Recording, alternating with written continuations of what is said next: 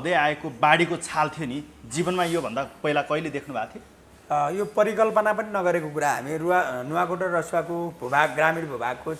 सिमानामा अत्यन्तै धेरै खेलेर त्यहीँ हुर्केको मान्छे होइन। अब यो प्रकारको डरलाग्दो आँधीबेहरी हामीले जीवनमा कहिले पनि परिकल्पनामा पनि गरेका छैनौँ। देख्ने त कुरा छोडिदिनुहोस्, मैले परिकल्पना पनि गरेको छैन। यो सपनामा पनि सोचेको कुरा होइन होइन। अब यो बाढीले पुर्याएको धनजनको क्षतिप्रति म अत्यन्तै दुखित छु र चाहिँ जो मान्छेहरूको मृत्यु हुनुभएको छ उहाँहरूप्रति हार्दिक श्रद्धाञ्जली व्यक्त गर्न चाहन्छु र जो घाइते हुनुहुन्छ उहाँहरूको शीघ्र स्वास्थ्य लाभको पनि कामना गर्न चाहन्छु र चाहिँ जति सक्दो छिटो सबै राज्यका सबै निकाय, सबै सङ्घ संस्था, सबै पार्टी, सबै मिलेर चाहिँ यति बेला उद्धार र राहतको कार्यमा चौतर्फी जुट्नको निम्ति आफ्नो ठाउँबाट के जे छ त्यही लिएर क्या यही चाहिन्छ भन्ने छैन कि कोही एनजिओको भर परेर बस्नु पर्दैन क्या। किनकि छिमेकै थोरै गएर तपाईँको जहाँ केही भएको छैन त्यहाँ वरिपरिका मान्छेले त सहयोग गर्न सक्नुहुन्छ नि त होइन, उहाँहरू त पुग्न सक्नुहुन्छ नि त। सबै मान्छे काठमाडौँबाट ओहिरिनुपर्छ भन्ने जरुरी छैन होइन। त्यही नुवाकोटको ओल्लो बेलुका यता चाहिँ ढिकुरे वरपरका मान्छेहरू होइन, बिदुरको पनि ओल्लो चाहिँ गङ्गटे वरपरका मान्छेहरू र त्यही तपाईँको नुवाकोटका वरिपरिका मान्छे, रसुवाको वरिपरिका मान्छे जो हुनुहुन्छ सबै लागेर यति बेला छिटोभन्दा छिटो राहत र उद्धारमा लाग्नु जरुरी छ। हेर्नुहोस्, यो घटनाले चाहिँ ठ्याक्कै नुवाकोटलाई के सन्देश दियो, अर्थात् नुवाकोटलाई चाहिँ कतिको क्षति पुर्याएको छ? नुवाकोटलाई भन्दा पनि रसुवालाई अत्याधिक क्षति पुर्याएको छ। त्यहाँ टिमुरे भन्ने बजारै ध्वस्त भएको छ। अर्को चाहिँ तपाईँको नुवाकोटको चाहिँ बिदुर लगायत ढुङ्गे लगायतका बजारहरू ध्वस्त भएको छ, छेदविच्छेद भएको छ। त्यो बजारको नाममा निशाना छैन। हेर्नुहोस् होइन, त्यो खालको निकै ठुलो अन्यलता, निकै ठुलो चाहिँ समस्याग्रस्त स्थिति त्यहाँ सिर्जना भएको छ। त्यहाँ मानवीय सहायताको सङ्कट छ यति बेला होइन। मान्छे चाहिँ कहाँ पुर्या छन् थाहा छैन, कहाँ मान्छे हराएको थाहा छैन। यहीँ बाहिर बसिरहनु भएको साथीले मेरो दाइ चाहिँ त्यहाँ ब्याङ्कमा काम गर्थ्यो, सायद हराउनु भयो, सम्पर्कमा हुनुहुन्न, घाइते हुनुभएको छ कि के छ, हस्पिटलमा हुनुहुन्न भनेर पुरै चाहिँ रुवाबासी छ सबैतिर होइन। त्यही भएर एउटा एकदमै तपाईँको चाहिँ यति अब आततायी अवस्था छ कि होइन, कसैले केही भन्न सक्ने परिस्थिति छैन होइन। कसलाई के भन्ने स्थिति छ। त्यस कारणले गर्दा निकै ठुलो क्षति त्यो जुन देवीघाट भन्दा माथिको ढुङ्गे बजार छ बिदुरको, त्यो ढुङ्गे बजारै ध्वस्त भएको छ। ढुङ्गे बजार खोला आसपासको गर्दा सबै क्षेत्र ध्वस्त भएको छ। हेर्नुहोस् होइन, बेत्रावती गयो, पहिरेबेसी गयो, अब त्यो चाहिँ त्रिशुलीमा भएका विभिन्न चाहिँ हाइड्रो पावरका ड्यामहरू चाहिँ झ्याम भत्किया छन्। हेर्नुहोस् होइन, त्यही भएर यति ठुलो प्राकृतिक प्रकोप सायद नेपालले बिरलै भोगेको थियो भन्ने लाग्छ होइन। निकै ठुलो दुर्घटना चाहिँ भएको छ। यो ठ्याक्कै नुवाकोटको बजारीकरण कसरी भएको थियो? सुन्नमा अनुसार नेपालको अधिकांश बजारहरू, विकासहरू चाहिँ खोला छेउमा, कोशी छेउमा अलिकति सम्म ठाउँ भेटिसकेपछि त्यहाँनिर निर्माण हुने भनिएको छ। नुवाकोटको भूगोल अवस्था चाहिँ कस्तो छ? नुवाकोटको भौगोलिक अवस्था चाहिँ ग्रामीण भएको अधिकांश होइन। अब एकदम पहाडी इलाका हो र बेसी जस्तो चाहिँ खोलाको नजिक पर्छ, प्राय बेसीहरू होइन। अनि त्यही चाहिँ तपाईँको जुन ढुङ्गे बजारहरू चाहिँ अलिक अप्ठ्यारो ठाउँमा, खोलाको अलि अनकन्टार टाइपको किनारमा बनेको घरहरू नै त्यो बजार बनेको छ क्या। किनकि त्यस्तो धेरै ठाउँमा छ, यो 12-20तिर कता छ त्यस्तो छन चाहिँ होइन। तर अलि धेरै त्यो ढुङ्गे वरपर चाहिँ व्यापक रूपमा खोलासँग एट्याचै भएर अत्यन्तै नजिकको दूरीमा तपाईँको ठुलो बजार बसेको छ। हेर्नुहोस् होइन, त्यही बजार चाहिँ अहिले प्राकृतिक प्रकोप हुँदाखेरि सबैभन्दा पहिला चाहिँ त्यही बजार निशाना बन्यो होइन। प्रकृतिले पनि धेरै कुरामा चाहिँ एकदम मान्छेभन्दा चाहिँ हुन्छ नि यति निर्मम हुँदो रहेछ प्रकृति भन्ने कुरा होइन। यो ठुलो खालको चाहिँ निकै ठुलो प्राकृतिक प्रकोप हो। अनि त्यो चाहिँ नुवाकोटको अधिकांश पहाडी इलाका हो, अलिकति माथि बिदुरको फाँटहरू छ होइन। तर जो ढुङ्गे भन्ने छ, जो त्रिशुली भन्ने छ, जो देवीघाट भन्ने छ, त्यो लाइन चाहिँ अधिकांश तपाईँको खोलाकै किनारमा छ। अनि खोलाको किनारमा छ, त्यहाँ माथि ड्यामहरू छ, नहरहरू छ होइन। अलि अप्ठ्यारै बाटो छ। झन् रसुवा सुरु भएपछि त सबै ग्रामीण भेर सधैँ पहिरो जाने भन्दा अरू छैन। अनि त्यही कारणले गर्दाखेरि पनि आज त्यो ठुलो दुर्घटना भयो भन्ने लाग्छ। हेर्नुहोस्, अब रसुवाबाट यो खालको बाढी आउँदैछ, यो ड्याम फुटेको भन्ने खालको एउटा शङ्का गरिएको छ। त्यो हुँदैछ भन्ने कुरा नुवाकोटको तलको बासिन्दाहरूलाई थाहा नभएको कारण ठुलो क्षति भएको हो कि नजरअन्दाज गरेको कारणले भएको यो क्षति? नुवाकोटको बासिन्दाहरूलाई थाहा हुन्थ्यो भने त बिचरा त्यो बस्ती छोडेर भाग्थ्यो होला होइन, अथवा अरू वैकल्पिक स्थिति गर्दैन। तर कुरा चाहिँ के छ भने चीनपट्टिबाट धेरै अलिक पहिल्यै सूचनाहरू चाहिँ आएको भन्ने सुनिन्छ। उताबाट चाहिँ खतराको घन्टी बजेको छ, समस्या आउन सक्छ भनेर नेपाल सरकारलाई अथवा नेपालको चाहिँ सुरक्षा निकायहरूलाई जानकारी गराएको। तर त्यसमा चाहिँ त्यति धेरै चासो नभएको भन्ने चाहिँ छ व्यापक रूपमा अहिले त्यो बजारमा आइरहेछ कुरा। होइन जति बेला बिहानको घटना होइन यो बिहान लगभग 9-10 बजेको 9-10 बजे सामाजिक सञ्जालमा आयो होला त्यहाँबाट लगभग रसुवाबाट नुवाकोट बजार क्षेत्र जुन ठाउँमा क्षति भएको छ त्यहाँ आउनको लागि त आधी घन्टा समय त ग्याप त भयो होला नि आधी 1 घन्टा त्यति बेलासम्म उहाँहरू भाग्नु सक्नुहुन्थ्यो होला नि त्यो अपडेट भएन र जहाँसम्म लाग्छ पहिला लाङटाङतिर माथि धुन्चेतिर यस्ता खालका पहिरोहरू गइराख्ने होइन बाढीहरू गइराख्ने भइरहेको थियो योभन्दा अगाडि त्यसको प्रभाव तलसम्म पर्दैन थियो होइन रसुवामा धेरै पटक भइरहेछ सामान्य बाढी पहिरो गइरहेछ होइन त्यही सोचेर सायद नजरअन्दाज गर्नुभयो होला भन्ने लाग्छ मलाई र कतिपयले कोसिस त गर्नुभयो होला होइन तर ढुङ्गेसम्म आउँदा तपाईँले भने जस्तै झन्डै आधी घन्टा 1 घन्टाको दूरी त लाग्छ नै लाग्छ होइन तर जुन प्रकारको चाहिँ तपाईँको वेग आयो त्यसले चाहिँ मान्छेलाई पुरै अकल्पनीय बनायो क्या नसोचेको वेग आयो क्या त्यो चाहिँ हामीले सिनेमातिर हेर्ने ज्वालामुखीहरू विस्फोट भयो जस्तो टाइपको विस्फोट भएको छ कि पुरै कति तेजी रफ्तारमा होइन कति स्पिडमा त्यो चाहिँ विस्फोट भएको छ अनि त्यसले चाहिँ मान्छेलाई त्यो के हुन्छ र भनेपछि मान्छे फेरि अलिक निजमार्ने जात पनि हो कि मान्छेले प्रकृतिलाई हेप्या भनौँ अथवा के भनौँ मान्छेले चाहिँ अलिक नेग्लिजेन्स पनि गर्ने हो होइन त्यो नेग्लिजेन्स गर्न हुँदैन भन्ने सन्देश चाहिँ दियो यो प्रकृतिले चाहँदा धेरै कुरा बिगारिदिन सक्छ धेरै कुरामा प्रकृति निर्मम हुनसक्छ र प्राकृतिक प्रकोपले चाहिँ जति बेला जस्तो प्रकारको दुर्घटना पनि हुनसक्छ त्यही कारणले गर्दाखेरि त्यति धेरै चाहिँ नेग्लिजेन्स गर्ने होइन सामान्यकरण गर्न हुँदैन र हामीले बसोबास गर्दा धेरै कुराहरू चाहिँ ख्याल गर्नुपर्छ भन्ने कुराको सन्देश चाहिँ दियो हेर्नुहोस् यदि त्यो चाहिँ त्रिशुली खोला वरपर चाहिँ सुकुम्बासी बस्ती भइदियो के हुन्थ्यो होइन बजारमा त खोला छिर्छ भने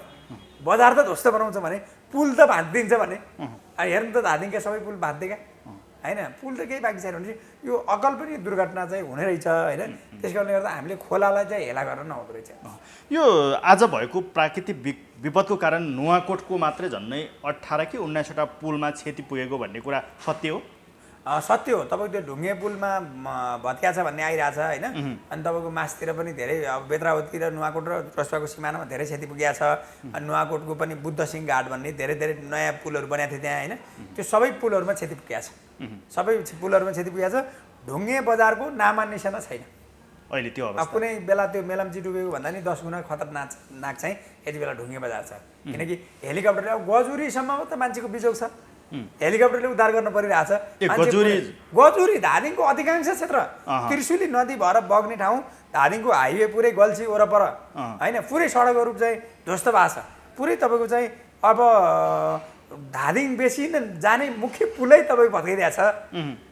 वारीको वारी पारीको पारी भएको छ मान्छे होइन यति ठुलो मानवीय सङ्कट उत्पन्न भएको छ त्यो कारणले गर्दाखेरि निकै ठुलो मानवीय सङ्कट प्राकृतिक प्रकोप आयो अब यसलाई समाधान गर्नलाई सबै पक्ष चाहिँ एकजुट भएर सबै पक्षले चाहिँ कुनै पनि पूर्वाग्रह नराखेर उद्धार र राहतमा जुट्नु पर्ने नै आजको सबैभन्दा ठुलो महत्त्वपूर्ण आवश्यकता हो भन्ने लाग्छ नुवाकोटको खोला किनार कोशी नजिकै रहेको वृद्ध आश्रममा पूर्ण रूपमा क्षति भएको भनिएको छ तपाईँलाई अनुमान छ कतिजना वृद्धहरू हुनुहुन्थ्यो त्यहाँ 100औं वृद्धहरू हुनुहुन्थ्यो होइन त्यसलाई चाहिँ एउटा चितवनको नारायणघाटको देवघाट भने जस्तै त्यो देवीघाट आश्रम भनेर वृद्ध आश्रम भनेर त्यहाँ चाहिँ चर्चित छ त्यो होइन त्यहाँ बुढापाकाहरू बस्ने अब आफ्नो असहायहरू आफ्नो आफन्त नभएका मान्छेहरू बस्ने चलन थियो होइन अब त्यहाँ चाहिँ धेरै मान्छे हताहत भएको भन्ने आइरहेछ त्यहाँ वृद्धाश्रमको केही चिन्हपालासो छैन कहाँ कति मान्छे डुब्यो भन्ने कुरा नै अब अहिलेसम्म तपाईँको लगभग 35-40 जना मान्छेको मृत्यु भयो भनेर आइरहेछ होइन तर मान्छेको हताहतीको सङ्ख्या 100औं हुन सक्ने सम्भावना छ साँच्चै दीपक सर यो अहिले पछिल्लो समय सुने अनुसार भर्खरै मात्र बालुना साले 50 जना भनेर लेख्नु भएको छ तर सामाजिक सञ्जालको एकिङ जानकारी हेर्ने हो भनेदेखि यहाँ हजारौँको सङ्ख्यामा मृत्यु भएको अवस्था छ आजको दिनभरिमा भन्ने खालको छ के हो डाटा सरकारसँग र यो समन्वय हुन नसकेको हो 50-53 जनाको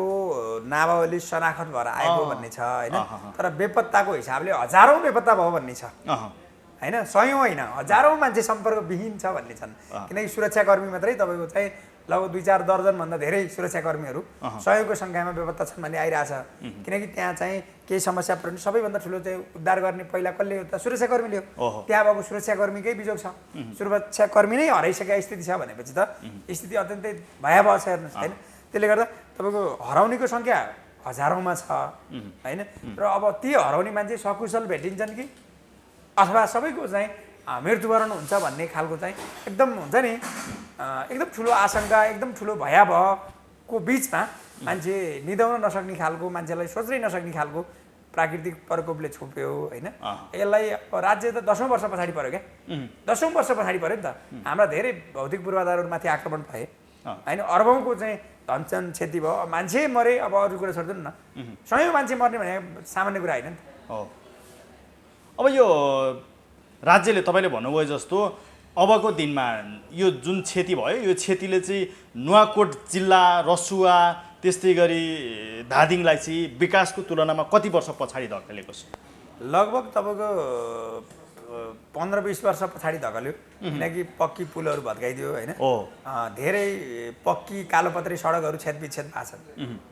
त्यो सडकहरू कामै नलाग्ने भएको छ 50औं किलोमिटर सडकहरू कामै नलाग्ने हुने गरी हानेको छ कि अनि अब त्यो कुनै रिसुटिया मान्छेले कसै घर भत्काइदिया भन्दा चौगुनासँग पुरै माथिबाटदेखि चाहिँ हानेको छ होइन पुरै अब हजारौँ घरहरू चाहिँ उ भएको छ होइन ल 20औं हजार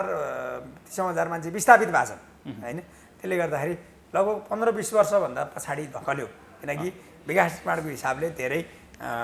राम्रो गति लिँदै त्यहाँ भएका हाइड्रो पावरहरूमा क्षति भएको छ त्यो हाइड्रो पावर बनाउन कति समय लाग्छ अब होइन त्यही चाहिँ लेभलमा स्तरमा फेरि बिजुलीको आपूर्ति गर्न कति समय लाग्छ होइन त्यो कारणले निकै ठुलो धनजनको क्षति भएको छ यसले चाहिँ धेरै गाह्रो छ नेपाललाई अगाडि बढ्न हेर्नुहोस् त्यसै त हाम्रो देश चाहिँ अब ब्ल्याक लिस्टमा पर्ने भनेर भन्ने भइरहेछ होइन तपाईँको विकास निर्माणको हिसाबले हामी अर्थतन्त्रको हिसाबले हामी निकै कमजोर छौँ होइन विकास निर्माणको हिसाबले केही हुँदै गरेको देखिए पनि अर्थतन्त्रको हिसाबले हामी अत्यन्तै कमजोर मुलुकका मान्छेहरू फेरि अहिले आएर चाहिँ हामीलाई प्राकृतिक विपत्ति पनि हामीलाई नै पर्ने भनेपछि अब स्थिति गाह्रो छ नुवाकोटको रसुवाको धादिङको चितवनको नागरिकको लागि चाहिँ सरकारको उपस्थिति कतिको छ कतिको महसुस गर्न पाएको छ रात यो विपत्तिको बेला गाली गर्ने समय त होइन होइन सरकारले आफ्नो तरिकाबाट तदारुकता देखाउने काम गरेको छ होइन तर जति हुनुपर्ने हो त्यो पर्याप्त भइराखेको छैन अब जस्तो कतिपय अवस्थामा सामाजिक सञ्जालमा हामी चाहिँ रसुवापट्टि चाइनापट्टि छौँ होइन कहाँ छौँ हेलिकप्टर चाहियो भनेर पुरै तपाईँको चाहिँ अब हेलिकप्टरकै आवश्यकताहरू धेरै भएको ठाउँ देखियो होइन पर्याप्त ढङ्गले उद्धार हुनुपर्ने कुराहरू भइराखेका छैन होइन अब सरकारले चाहिँ सबैतिर चाहिँ छोडेर टोटल आफ्नो चाहिँ सबै विङ्सहरू सबै संरचनाहरू चाहिँ राहत र उद्धारमा लगाउनु पर्यो होइन हराएका र भेटिने सम्भावना भएका सबै मान्छेहरूलाई चाहिँ भेट्नलाई हदैसम्मको तदारुकता सरकारले अपनाउनुपर्छ भन्ने लाग्छ होइन जति गर्नुपर्ने हो पर्याप्त भएको छैन यस्तो बेला पर्याप्त पनि हुँदैन होइन तर सरकारले गर्दै नगरे भन्न मिल्दैन गर्न खोजेको जस्तो देखिन्छ होइन मेसो नपायो भने पुरानो राजनीतिक दलका मान्छेहरूसँग पनि सरसल्लाह गर्ने सहकार्य गर्ने पनि गर्न पर्यो नि त होइन हामी मात्रै हौँ भनेर पनि भएन त्यही भएर सबैले आफ्नो ठाउँबाट लाग्नुपर्छ नुवाकोट र यो विपद घटनामा चाहिँ राजनीतिकरण अर्थात् राजनीति हुन्छ कि हुँदैन नेपालको विभिन्न घटनासँग राजनीति जोडिने गर्दछ अब यो घटनामा चाहिँ राजनीतिक होला कि राजनीति सबै घटनामाथि भएको छ नेपालमा जब दैविक प्रकोप छ बाढी पहिरो आउँछ अब दाताहरूको तछाड मछाड हुन्छ होइन अब सहयोग कहाँ पुग्ने नपुग्ने भन्ने हुन्छ काहीँ सहयोग पुगे हुन्छ काहीँ पुग्दै नपुग्ने पनि हुन्छ यस्तो विविध समस्याहरू विगतदेखि देखिएकै हो अनि कुन पार्टीले राहत बाँड्यो भन्ने हुन्छ होइन अब कसको पहलमा राहत आयो कुन एनजिओले बाँड्यो कुन आइएनजिओले बाँड्यो भन्ने हुन्छ होइन त्यस कारण यस्ता गतिविधिहरू चाहिँ नहोस् मान्छेलाई मानवीय सङ्कट परेको बेलामा होइन मान्छेलाई आफ्नो चाहिँ परिवार गुमाएर बसेको बेलामा होइन त्यहाँ पनि राहतमाथि पनि चाहिँ राजनीतिक चलखेल भयो भने त्यसले निकै ठुलो पीडा दिन्छ होइन अब समस्या परे बेला मान्छेलाई थप पीडित बनाउने होइन मान्छेको छिटोभन्दा छिटो मान्छेलाई चाहिँ सर्भाइभ कसरी गराउने होइन मान्छेलाई सुरक्षित स्थानमा कसरी राख्ने भन्ने कुरामा सबै पक्षले ध्यान दिनुपर्छ भन्ने लाग्छ यो घटना तपाईँले भन्नुभयो सुरुमा जस्तै कहिले पनि सोचेका थिएनौँ अकल्पनीय घटना घट्यो र एउटा सिङ्गो देशले क्षति बेहोर्नु पर्यो भौतिक रूपमा त्यहाँका स्थानीयहरूले यो दुःख एउटा झेल्नु परेको अवस्था छ अब योबाट जोगिनको लागि सरकारले पूर्व तयारी के गर्नुपर्छ तपाईँले भन्नुभयो जस्तो छिमेकी राष्ट्रले पटक पटक अपडेट गराउँदा पनि नेपालले चाहिँ बेवास्ता गरेको समेत आरोप लगाउनु भयो नि तपाईँको सरकारले मुख्य कुरा त के छ भन्दा हामीलाई सशस्त्रलाई अलि हेलिकप्टर बढाउनु पर्ने आवश्यकता देखिन्छ तपाईँको चाहिँ हाम्रो जुन स्वयंसेवक टिम हो होइन विपद व्यवस्थापन गर्ने कार्यमा होला अब आर्मी होला सशस्त्र होला प्रहरीले आफ्नो गरे होला तयारी होइन तर यस्तो बेलामा हामी निकै क्षतिग्रस्त भएको छौँ क्या हामी निकै धेरै कुरा हाम्रो पुगिरहेको छैन त्यस कारणले विपद व्यवस्थापनको क्षेत्रमा सरकारले निकै ठुलो तयारी गर्नुपर्ने निकै ठुलो स्रोत साधन जुटाउनु पर्ने र हेलिकप्टर लगायतका चाहिँ सवारी साधनहरू अत्यन्तै चाहिँ तपाईँको स्ट्यान्ड बाई राख्नुपर्ने होइन र चाहिँ अब त्यहाँ चाहिँ खाद्यान्न सङ्कट हुनसक्छ हेर्नुहोस् हो अब चाहिँ त्यहाँ भनेको घाँसपासको समस्या नै हुन्छ हेर्नुहोस् अब त्यहाँ समस्या परेकाहरू परिसके उद्धार हुने सम्भावना भएकाहरूको उद्धार हुँदै गर्छ होइन सबैभन्दा पहिला उद्धार हो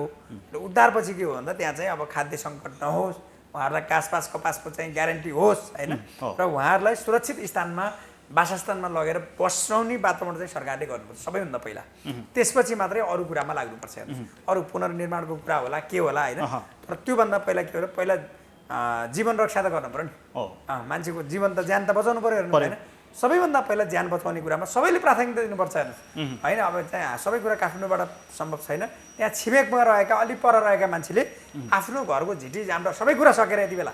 दुःखको बेलामा तपाईँको चाहिँ यो तेरो यो मेरो नभनेर सबै मान्छे सबै प्रकारले त्यहाँ जुट्यौँ भने मात्रै बल्ल त्यो एउटा चाहिँ मानवीय संवेदनाको ख्याल गरेर सहयोग गर्न पाइयो भने बल्ल हाम्रो चाहिँ जो भाइचारा होइन हाम्रो नागरिकको समस्या चाहिँ बल्ल समाधान हुन्छ ठिक छ अहिले पछिल्लो समय नुवाकोट तपाईँ आफै नुवाकोटको बासिन्दा हुनुहुन्छ र जुन आफ्नो जिल्लामा आफ्नो परिवारमा यति बेला जुन खालको एउटा चोट परेको छ त्यसमा तपाईँले देखाउनु भएको भूमिका सँगसँगै तपाईँले सरकारलाई घचघच्याउनु भयो भोलि भौतिक रूपमा आफै उपस्थिति भएर सहयोग गर्ने कुरा त्यो छुट्टै छ